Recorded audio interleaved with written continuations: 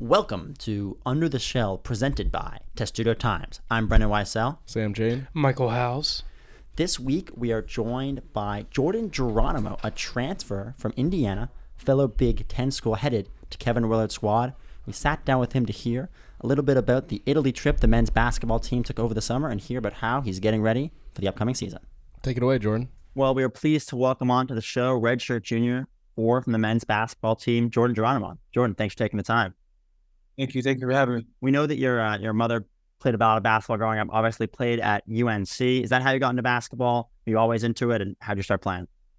Yeah, it's just my mom, like you said, she played at UNC. My dad played basketball too, like for the Navy. She was born and raised in DR, so he played for the Navy in DR. So I just always was around basketball growing up. So that's how I kind of got into it.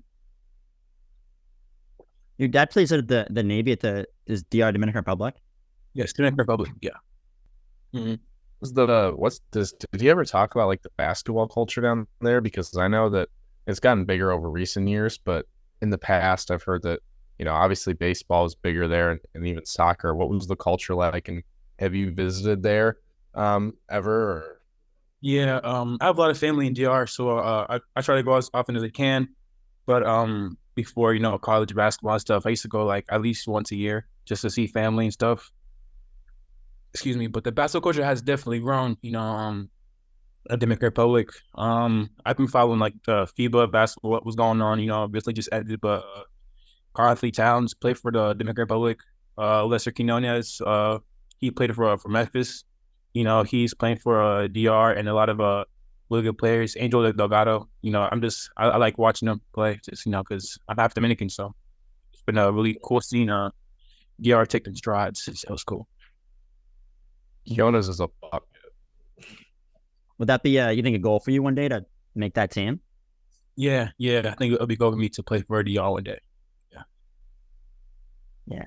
I think, representing your country would obviously be a pretty awesome thing to do. You grew up in New Jersey, right? And that you didn't play high school basketball there. What was the reason you kind of went to a private school and went up to New Hampshire for high school? St. Paul's was a really good academic school. Like going into high school, basketball wasn't really the first thing on my mind. I just went to high school to get a good education, and through high school, and it was just playing basketball is what I kind of realized. Hey, I can do something with this. But my sister went there. She's older than me. She went there, so it was kind of like a legacy thing. I applied and I got accepted, so I was going to New Hampshire. So that's how it kind of happened. So then playing basketball in high school, what was your recruitment like going into college? How many teams were looking at you? Kind of what were the front runners, and then how did you land on Indiana? Man, it was crazy actually. So because I played like 1 year AU basketball. I played with mass rivals, and like in one year playing AU basketball, I got like 30-some offers from low major to high major. Like my first offer was UNH. And then I started getting better schools, like I started going to the A10, then I got some SEC schools. I got Georgia. I got UConn offers. I got, Big East schools, ACC schools, some Big Ten schools. And I think my top five was UVA, Indiana, Boston College, UConn, and actually BU, Boston University, because I actually had a good connection with the coach there. So what's your craziest recruiting story from that time? Do you have one? Or is there anything that comes to mind?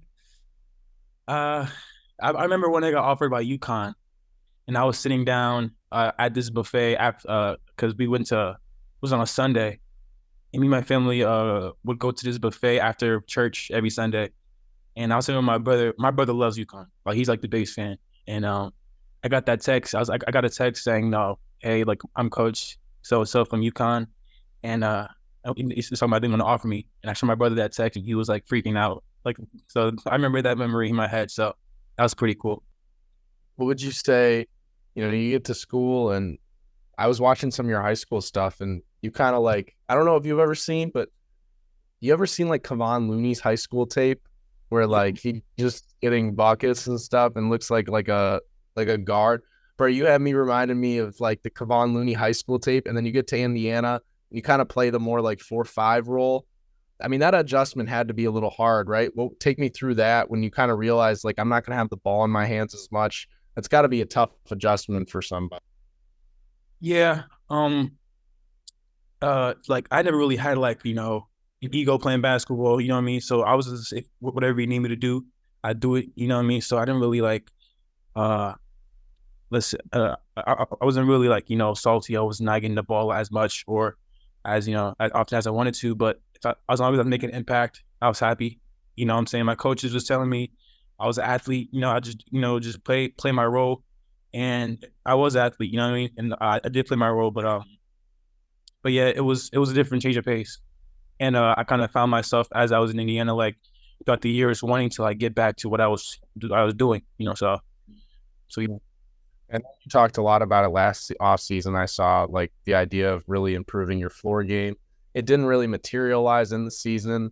What happened that kind of prevented you from maybe showing a little bit of more off the bounce stuff?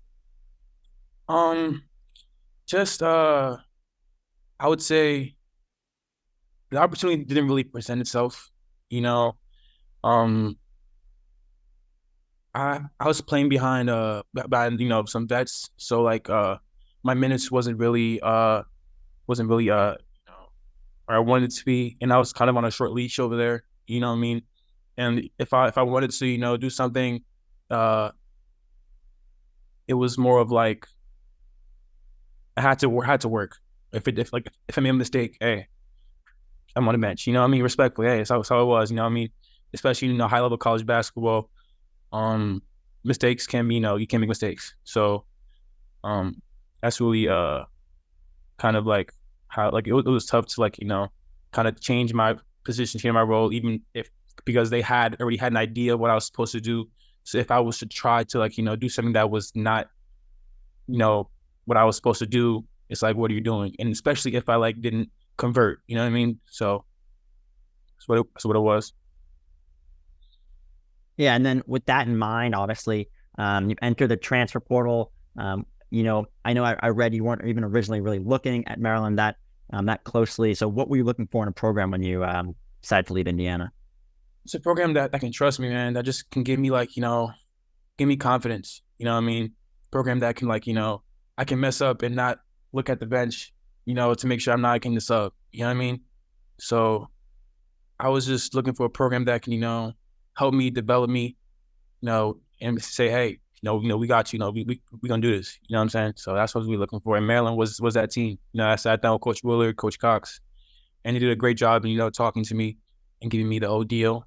And, they kept their promise. Hey, I'm here, and, nothing's changed. You know what I mean? They keep, encouraging me, and I keep working me, developing me. So I'm happy with, what I got. So. Who reached out to who first? Did you reach out to Maryland, or did the coaching staff reach out to you? And then do you remember what their pitch was? The coaching staff reached out to me first, and excuse me. And their pitch was really just, we know you want to play the perimeter. You want to expand your game, and we have a spot for you to do it here. And I was all ears, Big Ten. I'm used to Big Ten. I've been in Indiana for 3 years, so I'm used to what's going on. And yeah, so that's kind of me in. Did you take a visit down here? Did Jay like show you around the campus and all of that? What was that like? Was there anything that you remember that was pretty cool from that experience? It was a cool experience. I took unofficial. So I kind of just went around campus. It was a really pretty campus. It was nice. I liked how close everything was. Like I liked how close the gym was to our apartments where we lived. You know what I mean? I like the people. The people was super cool. You know what I mean? And being from New Jersey, I live in Newark, New Jersey. It's more diverse, and the town is more like familiar. You know what I mean? Like sort of diversity. So I like that a lot. Oh, you're also not in the middle of nowhere like how you are in Bloomington. So what would you say, because for Maryland fans, there's kind of two roles that I think they envision you playing. More of the Patrick Emileen role. I don't know if you watched him last year as like the backup 4 or 5, still play a lot of minutes, but are in that in that type of area? Do you see yourself playing that role more, or maybe more of like, the three, maybe start, back up Dante, that type of thing? Like what early on, what are your impressions on which, archetype you're going to? I think I'm gonna be playing a little bit of both, in my opinion. But I think I'm gonna be more towards the Patrick Emileen type, like back and forth, because that's what I do. And I have 3 years Indiana, like as a back and forth, that's what I did, and that's my strength. But also, coach also tells me tells me during practice I have the opportunity to play 3. You know what I'm saying? Like I'm subbing in at 3 during practice, getting some reps in there. So I think I'm playing a little bit both. But yeah, that's what I think. When you're at, in the portal, I've always kind of wondered this. How did you balance the idea of playing for a championship caliber team, like Big Ten wise, and maybe playing more of the backup minutes versus going to, a mid-major of some sort, and you're going to play a lot, you're going to get to handle the ball. How do you balance that? And then how do you think, what you ultimately ended up deciding? Why are you different than some of the players who moved down, you know what I mean, in the portal? That's a good question, because that was like, really the big question for me when I was going through the portal. But like the ultimate like thing that kind of made me choose Maryland over like going to a mid-major school was like, would I be happy if, or not happy, but like, would I be satisfied if I went to a mid-major school and I did great? Because I know in the back of my head, I'd be like, damn, imagine I went to Maryland and, and I could have done better there. You know what I'm saying? Like, I didn't want to leave that doubt. You know what I mean? I don't want to like limit myself. You know what I'm saying? So I was like, hey, like, I had the opportunity to play in this big stage, and like, I want to be the big stage. You know what I mean? So I didn't want to take that opportunity away from myself. So that's what it was. So coming into this season, Maryland obviously brings in a good amount of new faces, you being one of them. In the summer, you have the Italy trip on the schedule. Did that help, even maybe persuade you to come here, and kind of what were your thoughts going into it? And then kind of walk us through your experience there and, the games you played and kind of the events you guys went on, and what was it like? Yeah, the Italy trip was amazing. It was cool. Definitely, something I look forward to when I committed. But it was cool. I mean, like I said, I've been to DR a couple of times, but that's the only country I've been to out of state. I mean, out of country. And first time going to Europe, it was really fun experiencing, new things, trying new food, seeing new historical, big, venues, with the team and stuff. And it was a great experience. Just seeing the people that I read in my scouting report, I'm saying, with meeting them in person, I'm saying, and getting to build a connection with them. It was fun. It was a great experience. As a transfer on a new team, do you think that experience helps you bond with the team and get closer? 100%. A lot. I think a couple of my teammates haven't been to Europe either. You know what I'm saying? So we're all like in this doing a new thing. You know what I'm saying? So like, we're all just experiencing new things together. So like, it's always gonna help. Build connections. So it was fun.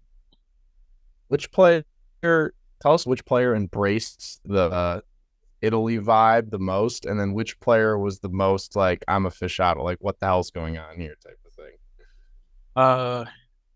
I'd say Calum embraced Italy the most.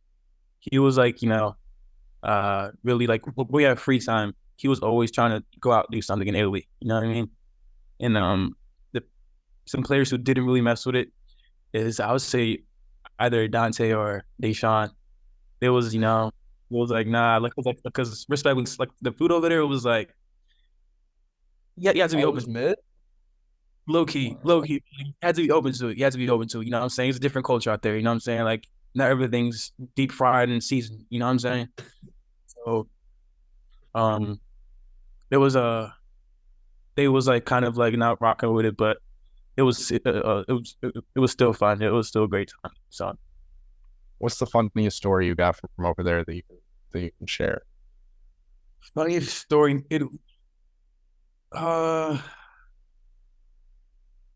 I'll probably say it was like one of the last nights, and we was in Lake Como, and the whole team was up.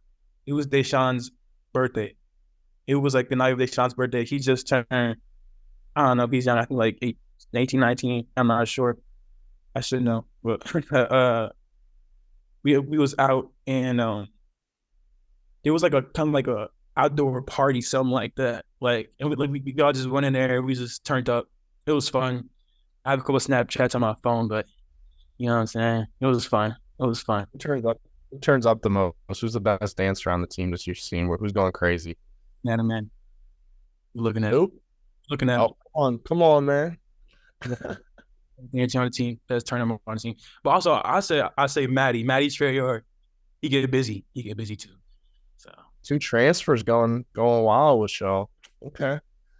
I guess the last question I have is, on those foreign trips, I think like a lot of times for college athletes and especially like you guys are so focused on the ball part that it can be hard to really appreciate the chance to really visit a country that you might not ever be able to go again. Do you think that like it kind of took a while for that to set in? And was there a moment where you guys kind of just stepped back and were like, wow, I'm in Italy? Like, what was that adjustment period like? yeah, so we played 3 games and we was there for 10 days. So we did a lot of traveling. You know what I mean? So we was in 4 different cities. We was in Rome, we was in Bologna, Florence, Venice, you know what I'm saying? So Lake Como. So we did a lot of like, traveling. And there was definitely moments where like, we would see like these huge buildings. We're like, yeah, this is something we're not gonna get in America. You know what I mean? But yeah, there was definitely moments where we sat and was like, wow, like we're probably never gonna see something like this in our lives, or this is a one-time opportunity. You know what I'm saying? So for me personally, was when he was like in Lake Como. We had like a boat tour, just riding around and just seeing like just a nice view. It was crazy. Like going to Italy made me realize why travelers travel. You know what I mean? Just to see like the nice stuff, because I was always one of those guys like I can see on my phone like, all right, whatever, you know what I mean? But like going there and seeing like the Pantheon, the Colosseum, and like all this cool stuff, my own 2 eyes, and see how like big it is, how massive it is, and like the tour guys telling us, oh, this is built in like 1500s. I'm like, how did they make this? You know what I'm saying? It's crazy. It was a great experience. So. Are you going to become a traveler now because of the trip? Hey, the pockets say so. The Where pockets would you go? Where I go? It's a great question. If I had to go anywhere, probably somewhere South America. Get that Leo's NIL money, my friend. You'll be all right. Kind of transitioning back to Maryland basketball a little bit. Now you're under a new head, Kevin Willard. It's going to be his 2nd season here in Maryland. Kind of, what have you seen with the differences between him and Mike Woodson? Yeah, I would say they're both really intense. They're both intense. I would say Coach Willard is more free though. Like his offense is more free flowing, and he's more like has a more of a running gun kind of offense. You know what I mean? More fast pace, and I feel like that's kind of more my play style, just the kind of player I am. This athlete likes to get up and down the court. You know what I mean? So, but in terms of personality, Coach Willard is a really straightforward guy, but he's also cool. Like he's serious, but he's never really serious. Like he'll get on you, like if you like do something you're not supposed to do on the court, he'll get on you, and then like he'll crack a joke right afterward. You like are you mad at me or not? You know what I mean? So, but it's always coming from a place of like endearment. You know what I mean? So, Coach Willard's he's a great coach, obviously. So I'm happy to play for him. And one last thing before we get to the rapid fire segment. You're going to be back playing in Indiana this season. How are you feeling for that? I'm excited for that. Just because, I've been in for 3 years. You know what I'm saying? Indiana is a really tough place to play at. And when I was in Indiana, like I was like, I don't know too on horn or anything, but like I feel like the fans kind of like me in a way. You know what I'm saying? So when I go over there, I wonder how they're going to see me. But at the end of the day, it's us versus them. So you know what I'm saying? I'm not really expecting much love over there, but it is what it is. Yeah, I think you'll definitely have a lot of opportunities to make those same type of connections at Maryland.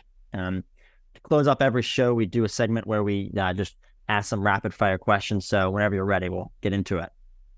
Let's do it. All right. So Under Armour or Adidas? Under Armour. What's the weirdest fan interaction you've had? It's been a baby before. It was weird. Wow. I was uncomfortable, but hey, we're the fan, I guess. You mentioned the food from the Italy trip, or was your favorite? It was a lot of pizza and pasta, but I would say something like, I think it's called like pasta alla carbonara or something like that. I don't know, some Italian stuff. It was good though. Very solid. And obviously, named Jordan, your mom played at UNC. Any connection there? It's funny. It's funny because my mom was there when Jordan was there, and she was telling me like some stories about about their relationship and stuff, like Bill's friends and stuff. And she told me that I was actually named after Michael Jordan, which was like pretty weird because I don't know if I like being named someone after someone that's not my father. You know what I mean? But hey, it's cool though. You know what I'm saying? It's kind of weird. It's funny you say. What I can't even remember my next question. That was funny as shit. What would you say has been the most scary Kevin Willard moment? Has he cussed you out yet? Oh yeah. Mm-hmm.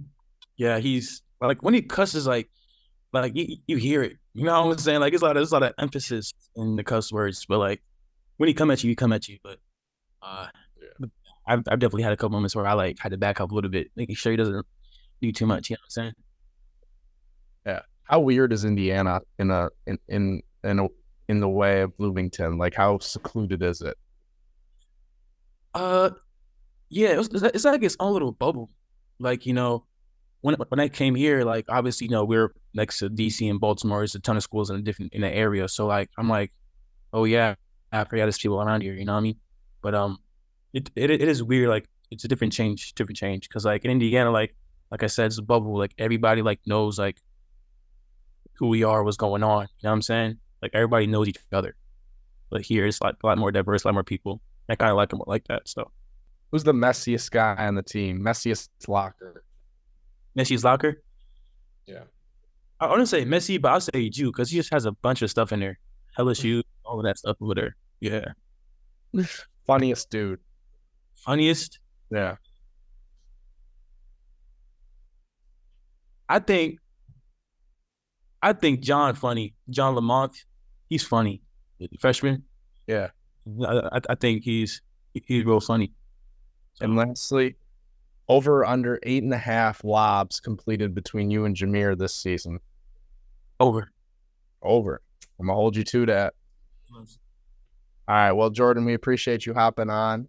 You can find all of our content at Under the Shell. We'll obviously tag you in it. If you can give us a shout out, that would be awesome. If not, we totally get it. But thank you again for hopping on. Really good stories. Good luck the rest of the way this season, man. And excited to play in Xfinity. Well, you heard Jordan talk about how successful the Italy trip went for the Terps, and they weren't the only team who had a successful little time there. As the football team was back in action on Saturday under the lights, primetime game against Charlotte. Don't think you'd be hearing those words, but that was the case. NBC came to College Park. And they watched a frustrating first half for Maryland fans. Charlotte went up 14-0, which was probably the worst possible start for Maryland. But the Terps eventually kind of took over, dominated the game in the second half. Mike, what were some of your big takeaways from the win? My biggest thing was the way they used that running game to get out of the hole that they dug themselves into. First 3 possessions for Maryland went pick 6, punt. Talia was 2 for 5 for -3 yards. Hemby only 2 rushes for -1 yard. But then after that, they started to rely on that rushing game. For the rest of the game, they ran more than they passed. Talia threw 31 more times, and the Terps ran the ball 33 more times. Now, yes, that might have been because it was a blowout, but if you look at the touchdown drives In 3 of their 4 touchdown drives, they ended up with more rushing yards than passing yards on that drive. Overall, 162 rushing yards on the touchdown drives, and then 90 passing yards on those touchdown drives. So I thought it was really nice how Mike Locksley and the offense kind of used that rushing game to get themselves out of the hole, and it looks pretty good for the rushing game going forward. I said last week, and maybe some people thought I was joking, but Roman Hemby, I did say maybe the best running back in the Big Ten. You could debate that, but the performance he put on Saturday night would surely argue that. Yeah, 162 rushing yards, 243 rushing yards as a team. But on the flip side, it's got to be a little concerning to see Talia perform like that. Am I wrong? No, I don't think you are. And that's kind of a question I had for you guys. I think a lot of this year you've seen with transfer quarterbacks, some have struggled, some have worked extremely well.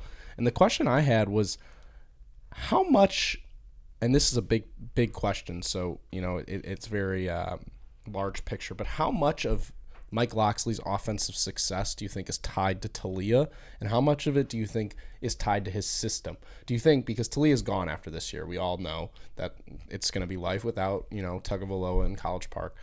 Is this type of offense something that's sustainable, where no matter what you put in there, it's like an Ohio State's offense where every year, they have weapons, they got a good system, they're kind of trotting in, players in and out, Georgia, that type of thing. Obviously, elite quarterback play will elevate you, but Maryland's not really at the point yet where we're talking national title type contention. Do you think Talia is the reason for Maryland's offensive success, or do you think it's more of the system in place? I think it's a mixture of both, but for this year, I think what's important to look at is Talia's mobility, because with the offensive line that they have, this would not work for a QB that's stationary in the pocket. The fact that Talia's able to move around, extend the plays, really helps out this offense this year.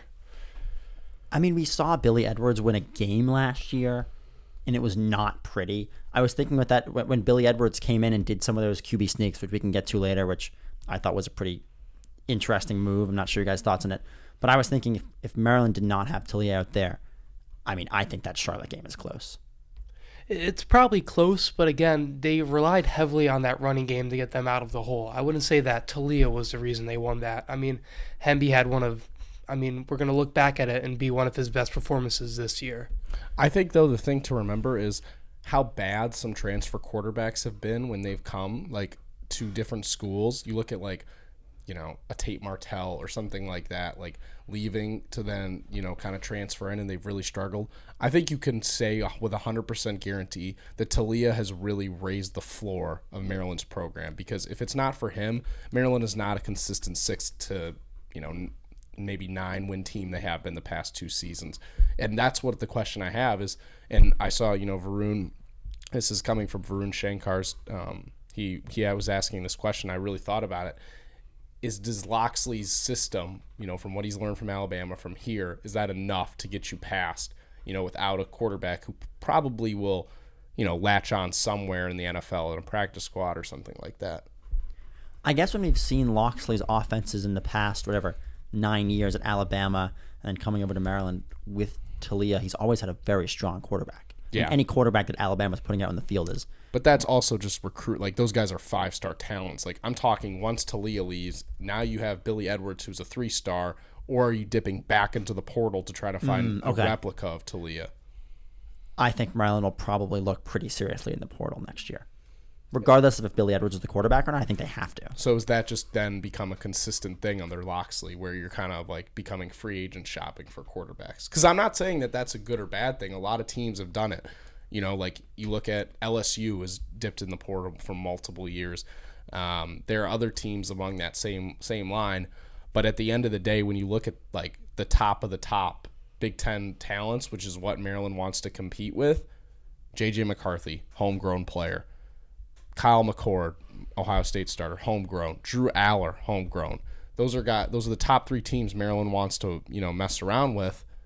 Those are homegrown guys. Is Billy Edwards enough to take you to that next step? That's kind of the question I was wondering.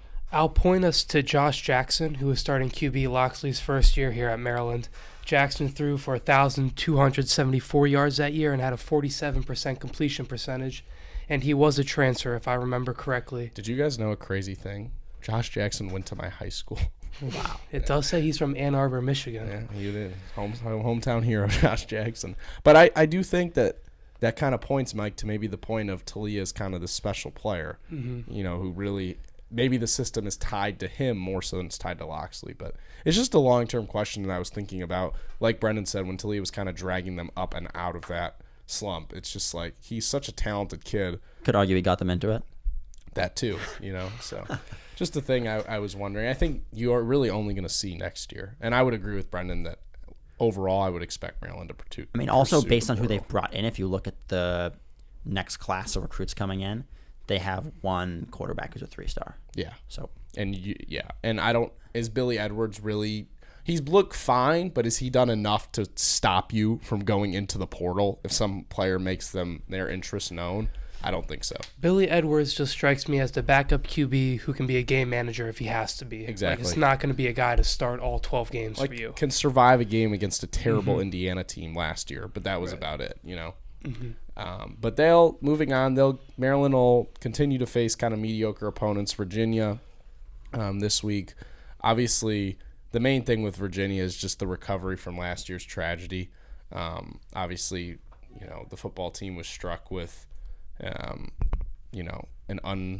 unforgettable moment last year, and so it's just really a success that they're back and playing. But the team is obviously struggling. They've been kind of lackluster on the field the past couple of years, and it's not changed this year. They got blown out by Tennessee early this season, and now they come to Maryland. And they lost to JMU last week.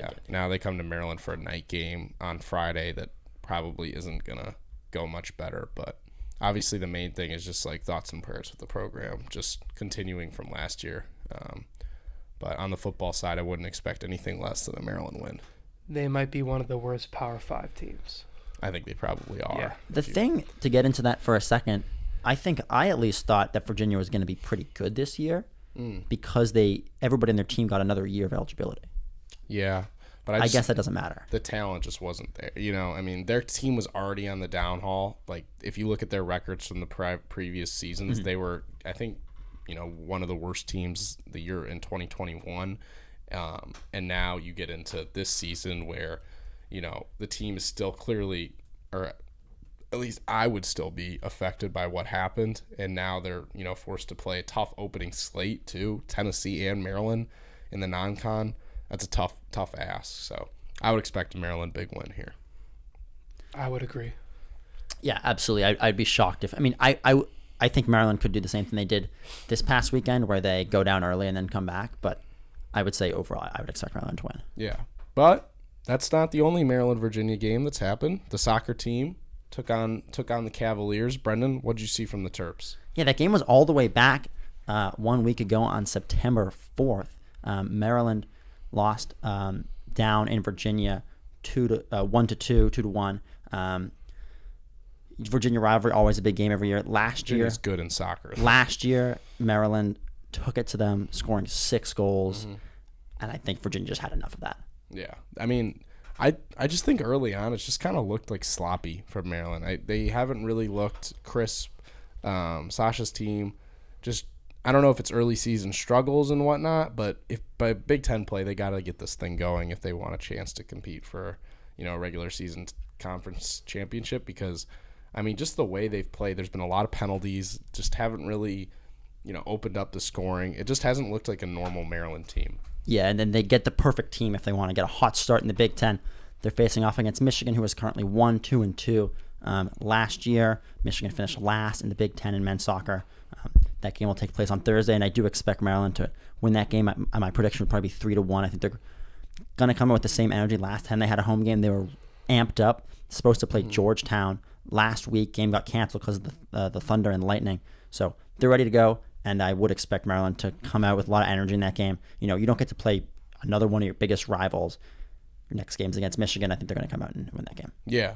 And this is kind of usually the flip of what we're talking about. Usually it's the women's soccer team who's kind of struggling and the men's team who's kind of carrying the baton for the soccer programs. But Megan Ryan Nemzer's squad is off to a good start. I mean, 3 straight wins, which I don't think they did once at all last season. They just took down Binghamton and George Mason, 2 obviously overmatched opponents, but still good to get those 2 wins. Brendan, we talked about in the last episode about George Mason. You'd like to see them win by a little more than just 2 goals. But A win's a win. That game was pretty dominating from start to finish. It never felt like it was kind of in George question. Mason never had a shot on goal. It never felt like Never had a corner kick. Never felt like that game was in doubt. And it was disrespectful. And then they beat Binghamton 1-0. Again, kind of the same thing. They kind of just scored and then played shutdown. I mean, it's a game you'd like to maybe see them score a couple more goals, but yeah, now, I don't think that's really Nemzer's strategy. Like when they're not in the position to where they can be trying new things because they know they can get a goal back. Their offense is so lackluster that once you get that first one, it's just kind of like, all right, cut it. Like let's just hang on for dear life and try to get a win. That strategy might not work this week. They play Penn State, who's 6-0-1. Penn State tied the number 2 team in the country, North Carolina Tar Heels, earlier this season and beat number 16 West Virginia as kind of their notable wins. They're one of the top programs in the Big Ten, so that'll be a tough match for the Terps. But they do have some offensive sparks, especially some young players. Brendan, who have you seen that's really kind of made an impact in the early going?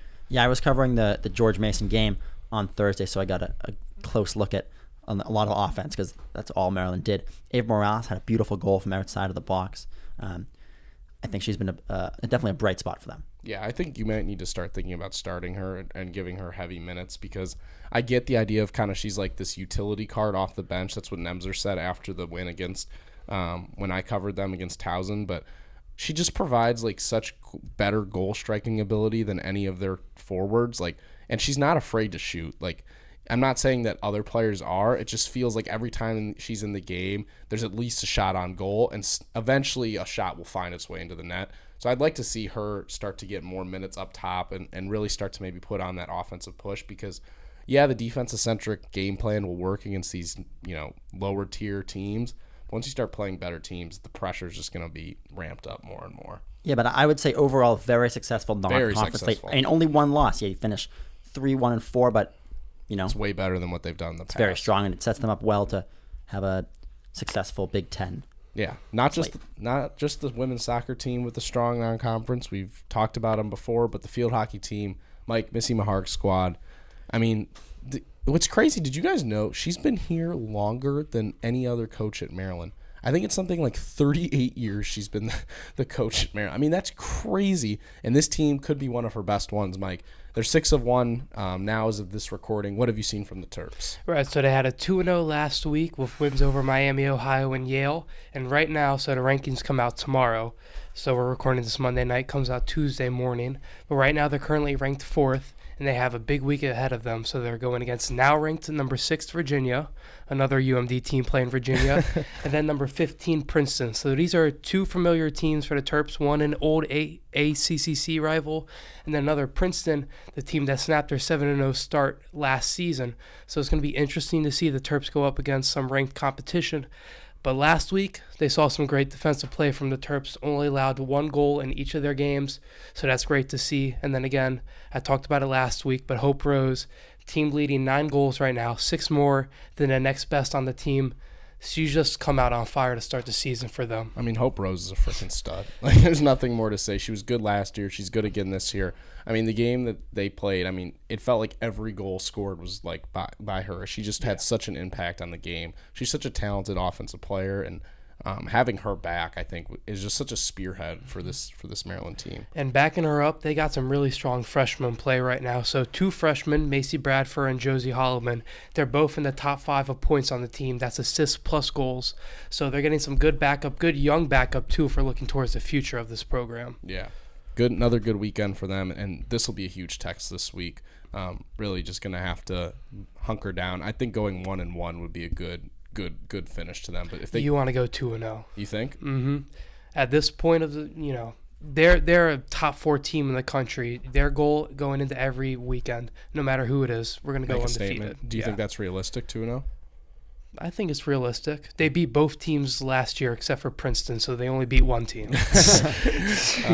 I'm sure that's the way they're looking at it. We beat most of the teams coming in. But yeah, Missy Mahark's squad got them, rolling, and she's clearly, in her secure seat as a Maryland head coach, but someone who's making their seatbelt a little tighter. Our boy Adam Hughes continues to lead the Maryland volleyball team 3-0 this past weekend. Brendan Weissel, is Terps volleyball good? Question mark. Are they back? No. It's a very solid weekend. Won 5 sets against Coastal Carolina, an electric game. All those sets were very close coming into the final points of the set. Maryland got the win and then won in straight sets against Princeton and against Howard. 3 very big wins to carry them into their final weekend of non-conference play. The Hilton Garden Inn FGCU Classic will face off against FGCU, Florida Gulf Coast, Lemoyne, and FAU. Is this being played in a hotel room or in a hotel lobby? That would be pretty. I'm cool. not sure. I'm not sure. I gotta, we'll have to tune into the broadcast to see exactly where the games are coming from. Lemoyne 0-6 heading in to this game. I would expect Maryland to win that one, but FAU win that one. and FGCU are 2 stronger opponents. I would expect them to split there. FAU coming into the weekend 7-3, FGCU coming into the weekend 5-4.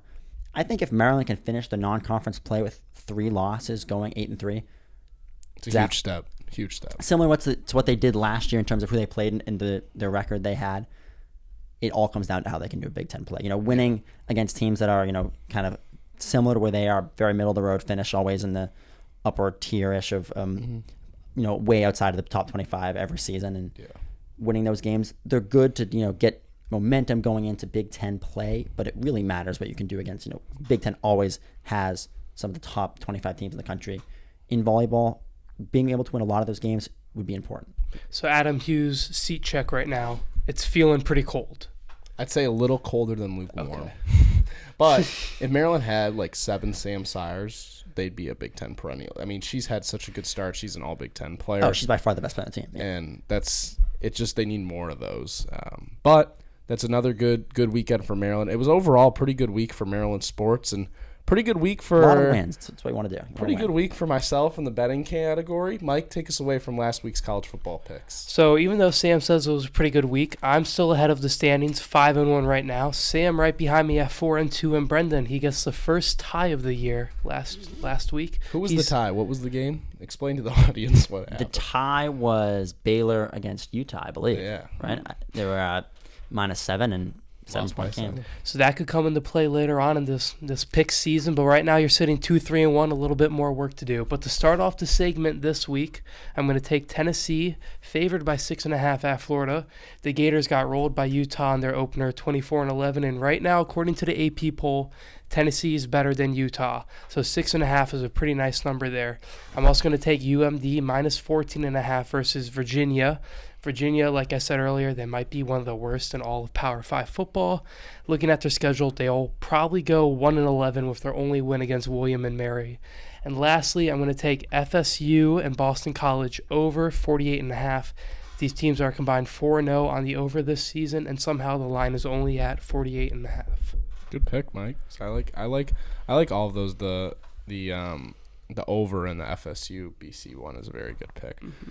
I got Michigan Bowling Green under 51.5. Michigan has hit the under in both their games so far this season. Basically, the script, they score 35 points, and then they put in every single backup known to mankind, and then don't score the rest of the game. So they're going to get their 35. Bowling Green won't score. Then we have Michigan State, -16.5. I hate this pick, but at the same time, a home underdog. Their coach has just been suspended. It just feels like a game that they're going to come out against Washington, who's ranked, but how good are they really, and just kind of hang around. So I'm going to give Michigan State the -16.5. You mean +16.5? Or +16.5, sorry, +16.5. And then I'm going to go with Louisiana Tech -4.5 against North Texas. North Texas 0-2, Louisiana Tech 1-1. Home game. I like the Bulldogs to pull away for a 4.5 cover. Seems solid. I'm going for 3 ties this weekend. No. One of my games actually can't tie. You can't score half a point in college football. My first game, I'll take Penn State -15 against Illinois. Penn State's looks solid, and so is Illinois, but I think this is the game where Penn State kind of turns it on. Then I will take Alabama -32, and for my great pick of the week, I will take Eastern Michigan -9.5 against UMass. I know a lot of people will be tuning into the UMass game after they had a crazy weekend. A lot of delays. Game started in the afternoon, didn't finish till after midnight. I know everybody's going to be tuning into UMass again, and I think they're going to lose by more than 10. I know I will be with the Terps Friday night game. It's great. I have a bunch of time clued up, and I can watch UMass It's really football. a shame. There's not really any good college football games this week. Like the one Saturday that I have like free to just like watch football, it's all like terrible games. So Well, I'll point you to Eastern Michigan versus UMass. it's not the only point you got to do. You've talked about it today. The terrific Terp has been highly promoted. So take us away on our boy William Skinner. All right, let's do it.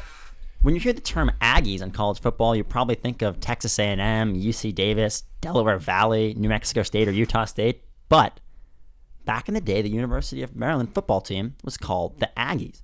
That is back when the University of Maryland was known as the Maryland Agricultural School. Agriculture, I see where they get Aggies from. The man who helped launch the Maryland football program, William Skinner, is this week's terrific Terp. Skinner was born in 1874 in Baltimore.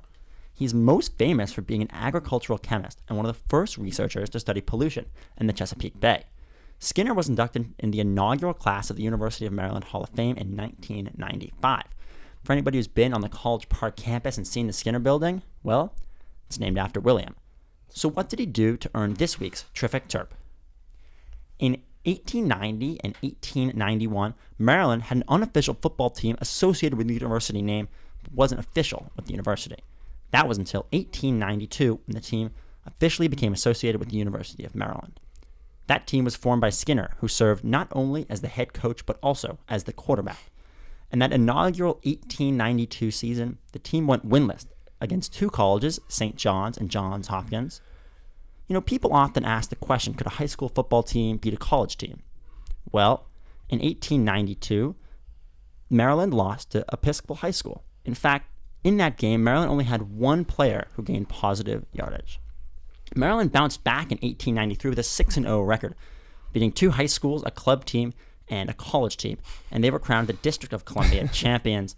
The win over St. John's was a bit controversial as they walked off the field 20 minutes into the second half, claiming a ref had made a bad decision. Nonetheless, Maryland claimed the district title. The next season, Skinner helped form the Maryland Intercollegiate Football League to help clear confusion about the state champion. Skinner then moved on to the University of Arizona, where he went to continue his career in chemistry while also coaching the football team. He led them to a 7-2 record across 2 seasons. Maryland football's long history is all because of William Skinner. Beautiful. That was actually one of my favorite. You lived up to the billing. I'm gonna do some reading on that because that's actually crazy. Just walked off the field because they hated a call, and Maryland lost to a high school team. Not often you see a quarterback being the head coach at the same time. So that's And a chemist. Who do you think would be better, Talia at coach or Loxley at quarterback? Great question. Loxley would be a tank in the QB sneak. Get this man a QB power ace. I want to ask Mike Loxley that question next time we have him on. Put it in the books. We'll tell him the story and then we'll give it to him. Put Lox in the book. Well, I would like to say for any of those longtime fans, you'll remember one of the first Terrific Terrapins. In fact, the first Terrific Terrapin, Irene Knox. I sourced some of that information from Tales from the Maryland Terrapins by Dave Ungrady and went back to that book for this one. thanks again, Dave. And Shout out Mr. Ungrady. appreciate all of our listeners. Long time, new time, first time, whatever you guys have to Last do to time, listen hopefully to. not. Testudo Times is Under the Shell. We appreciate you again. Make sure you're tuning in on all the weekend and week's action for Maryland. And from that, have a good rest of your night.